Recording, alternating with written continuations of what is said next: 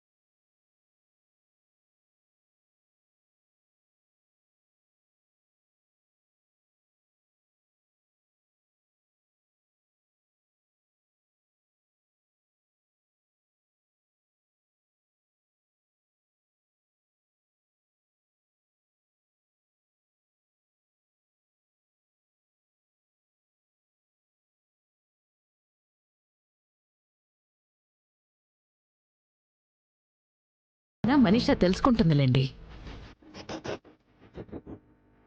ఇప్పుడు మిత్ర డ్రెస్ సంగతి ఏంటి అరవిందా? ఎప్పట్లాగే నేను మిత్ర కోసం ఆల్రెడీ ఒక డ్రెస్ తీసుకొచ్చానత్తయ్య. మనీషా తెచ్చింది కదా అని నేను మిత్రకివ్వలేదు.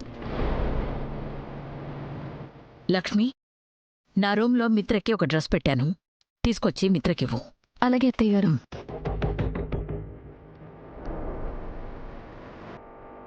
మిత్ర, ఆ డ్రెస్ వేసుకొని నువ్వు రెడీ అయ్యి కిందకొచ్చేసాయి. అలాగే.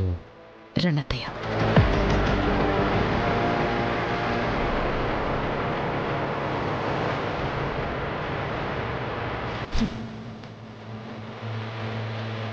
జీ5 యాప్ డౌన్లోడ్ చేసి అన్ని ఎపిసోడ్స్ పూర్తి ఉచితంగా చూడండి.